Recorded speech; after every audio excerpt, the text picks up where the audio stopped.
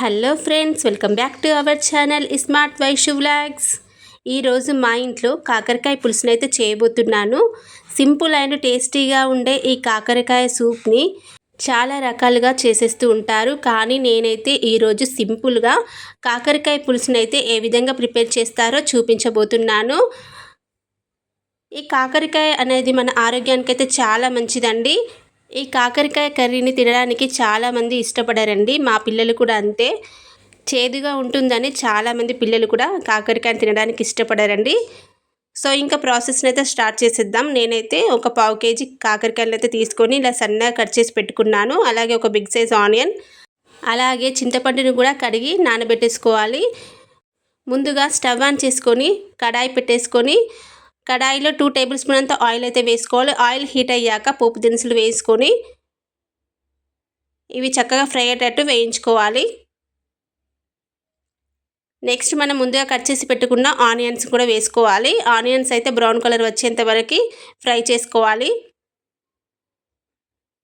నేనైతే ఈరోజు సింపుల్గా అయితే చేస్తున్నానండి. మనం డైలీ ఇంట్లో ఎలాగ చేస్తామో అలానే చేస్తున్నాను, కానీ టేస్ట్ మాత్రం చాలా బాగుంటుంది.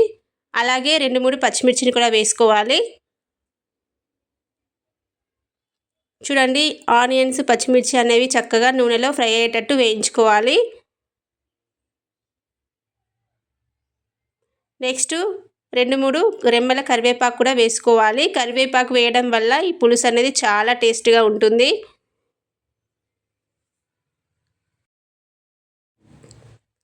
నెక్స్ట్ పసుపును కూడా వేసుకొని వీటన్నిటిని చక్కగా కలుపుకోవాలి.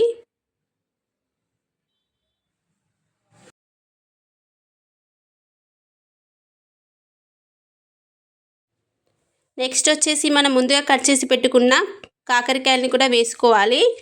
నేనైతే తెల్ల కాకరకాయలను అయితే తీసుకున్నానండి. ఇవి కాస్త చేదనేవి తక్కువగానే ఉంటాయి. కాకరకాయ ఫ్రై కూడా చాలా బాగుంటుందండి. కాకరకాయ టమాటో కాంబినేషన్ అయితే చాలా బాగుంటుంది. ఈ కాకరకాయల్ని నూనెలో ఒక 2-3 మినిట్స్ వరకు అయితే ఫ్రై చేసుకోవాలి. చూడండి, కాకరకాయలు నూనెలో ఎంత ఫ్రై చేసుకుంటే అంత బాగుంటుంది కర్రీ అనేది. నెక్స్ట్ మూత పెట్టేసి ఒక 2-3 మినిట్స్ అయితే ఫ్రై చేసుకున్న తర్వాత రుచికి సరిపడా కారాన్ని కూడా వేసుకోవాలి. నేనైతే ఒక 2 టేబుల్ స్పూన్ అంత కారాన్ని అయితే వేస్తున్నాను.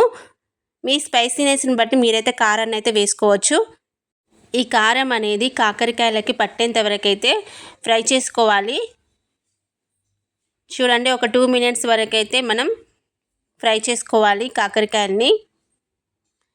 నెక్స్ట్ మనం ముందుగా నానబెట్టుకున్న ఈ చింతపండు పులుసును కూడా ఇలా వేసుకోవాలి.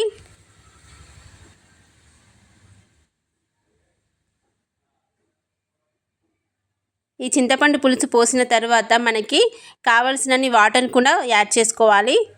నేనైతే ఈ పులుసుకు సరిపడా వాటర్ని అయితే పోస్తున్నాను. వాటర్ని పోసిన తర్వాత మనం స్టవ్ అనేది హై ఫ్లేమ్లో పెట్టుకొని ఈ పులుసుని అయితే మరిగించుకోవాలి.